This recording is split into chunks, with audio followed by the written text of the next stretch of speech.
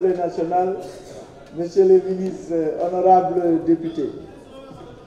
Effectivement, nous examinons le budget du ministère des collectivités territoriales, de l'aménagement du territoire, de l'aménagement et du développement des territoires. Un budget qui s'élève à 139 milliards 756 millions et donc qui a connu une augmentation de 10 milliards 560 millions et les raisons de la hausse ont été véritablement bien consignées dans le rapport. L'autre point important, c'est effectivement l'évolution des fonds qui ont été transférés aux collectivités territoriales. Au total, en termes de transfert, fonds de dotation de la décentralisation, fonds d'équipement des collectivités territoriales, Ristourne, PACASEN, CELVEA, CEL, valeur locative, ressources du PNDL, TRIM. Je vous donne une idée de l'évolution. Et c'est un document qu'on va également partager avec la représentation nationale. Si en 2012, du point de vue budgétaire, on était à 13 milliards, on était à 36 milliards 709 millions 633 667 francs. En 2023, on est à 146 milliards 197 millions 510 277. Donc, ça a progressé de façon substantielle.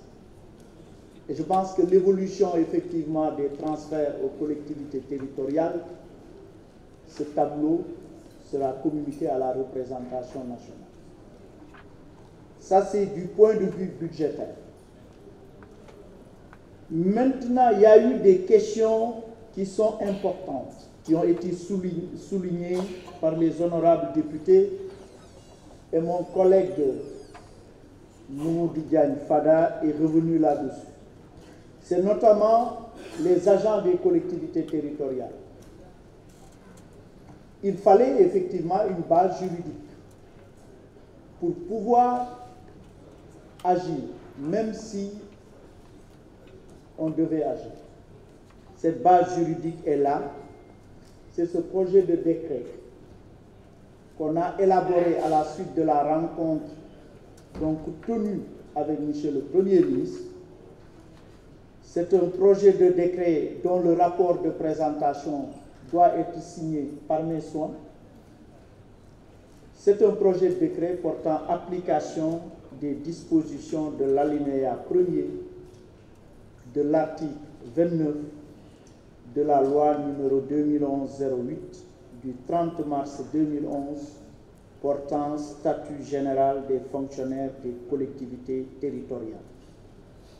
C'est ce projet de décret qui précise et encadre les modalités d'allocation et de paiement des indemnités accordées aux fonctionnaires des collectivités territoriales. Pour compléter, mon collègue Mamadou Diagne Fada, ce projet de décret donc a été transmis à la primature pour régler effectivement, définitivement cette question lancinante des agents des collectivités territoriales. Mais attention, je pense qu'également le Parlement, on doit pouvoir toujours se conformer aux autorisations parlementaires. Si en cours de gestion, il y a des revendications d'ordre salarial et qu'il n'y ait pas de protocole d'accord dûment conclu, je pense qu'il est sage de ne pas engager les finances publiques sur de telles considérations. Parce que non seulement l'autorisation parlementaire n'a pas été préalablement obtenue, mais également la soutenabilité budgétaire n'est pas prouvée. Et le rapport l'a indiqué clairement, le nombre de collectivités locales qui étaient capables de supporter l'augmentation de salaire au niveau de collectivités. C'était important qu'on puisse faire ces précisions pour que nous n'amenions. Des questions importantes également ont été soulevées par Dr Oumar Cissé, mon ancien, et effectivement la réponse à votre question se rapporte à l'erreur qui a été décelée dans la transmission de la situation de la SEL. Et les services de mon département, en rapport avec le ministère des collectivités territoriales, ont procédé aux corrections nécessaires. La situation de la SEL de la ville de Rufisque se présente comme suit. J'espère que les montants que je vais donner vont être des montants qui vont vous satisfaire. Sinon, vous allez me bleuir comme vous avez eu à me bleuir au Prytanée militaire de Saint-Louis quand je suis venu en 1977. CELVEA, c'est 832 901 738. Celle valeur locative, c'est 1 274 067 379. L'allocation de Sococim, c'est 1 300 000, soit un total de 3 406 969 117 francs CFA. Je dis, ce montant est quasiment l'équivalent de la patente de 2017 qui était de 3 623 427 015. Je pense qu'il était important, parce que c'est vrai, c'est une question qui est très souvent revenue depuis l'année dernière et qui est revenue aussi en commission. Il était important qu'on puisse au moins donner les éléments à la possession des Finances et ministère. L'autre question importante qui a été soulevée par l'honorable Yorosow, c'est effectivement le PROCASEF. Le PROCASEF, c'est le projet cadastre et sécurisation foncière qui est financé à hauteur de 80 millions de dollars par l'État du Sénégal et la Banque mondiale, à peu près 50 milliards. Le PROCASEF, quand même, bénéficie aux populations de 136 communes du Sénégal, qui sont réparties dans les 14 régions. Il a été demandé les critères de choix des communes. Les communes ont été choisies suivant 2 principes et 3 critères. Les 2 principes, c'est le maillage du territoire national et le regroupement des communes par grappe. Il y a 5 grappes. Grappe du Grand Dakar, où il y a 20 communes. Grappe du bassin arachidier, avec 35 communes à Kaolack, Fatick, Diourbel, Kaffrine, Kaolack. Grappe vallée du fleuve Sénégal et Ferlo, avec 37 communes. Et la dernière grappe, grappe Casamance naturelle, avec 27 communes. Voilà les principes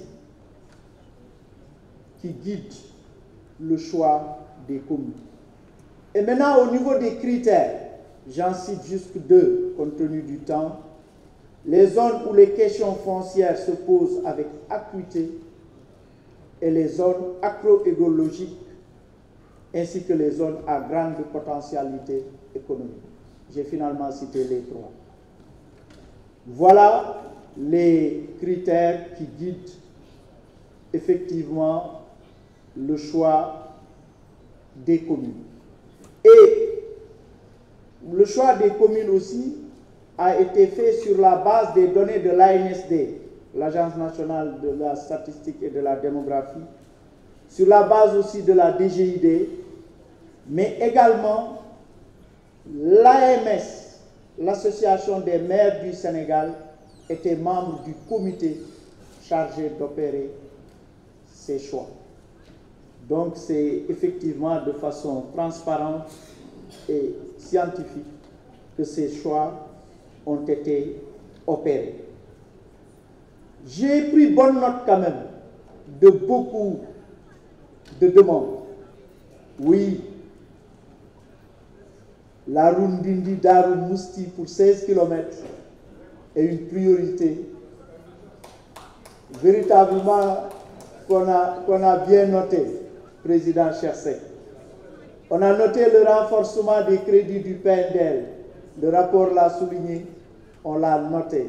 On a noté le renforcement du PACASEN rural, nonobstant l'effort qui a été fait de porter ce montant à 6 milliards en 2024. On a noté le renforcement des crédits de l'ANAT, l'Agence nationale d'aménagement du territoire, même si son budget a augmenté en 2024, on sait que c'est une agence qui joue un rôle primordial dans le développement du pays. On a bien noté, honorable Khadijatou Thiam Kolda. On a également noté l'impact des fonds miniers sur les communes de Kédougou, qu'on puisse vous donner les éléments d'appréciation. Mais d'ores et déjà, à la suite de la réponse que j'ai faite à mon collègue récemment pour un peu le guichet stabilisation, nous pouvons dire solennellement ici qu'il y aura une prorogation de la date de clôture des opérations d'engagement pour permettre l'exécution de la CELVEA et des ruisseaux. Donc, à mon avis, il ne se posera plus de problème parce que ça a été une inquiétude des maires. Le dernier élément que j'avais voulu aborder, mais bon, je renvoie peut-être à une question qui a été posée sur le projet 1 et le projet 2. Je pense que le rapport qu'on a eu à faire lors du passage du ministère de l'eau et de l'assainissement, j'ai l'extrait qui est là. On communiquera ça à l'honorable député qui a posé la question, ainsi que même le rapport de la mission d'information parlementaire qui s'est faite sur la période allant du 15 septembre au 31 octobre 2020. On reviendra largement là-dessus en vous communiquant tous les éléments d'appréciation. Monsieur le Président, j'ai été un peu plus long, mais il fallait quand même donner ces compléments d'information. Pour le reste, à l'instar aussi de mon collègue, le directeur en charge du secteur public local, M. Amarou, il est là-bas, derrière. Donc, il a pris bonne note de toutes vos questions et il est toujours disposé à échanger avec les honorables maires, les élus locaux, donc pour trouver des solutions aux difficultés qui sont évoquées. Merci beaucoup, Monsieur le Président. Merci beaucoup, honorable député. Merci, Monsieur le ministre. La discussion générale est close. Nous passons au vote des programmes du projet de budget. Monsieur le rapporteur général, vous avez la parole.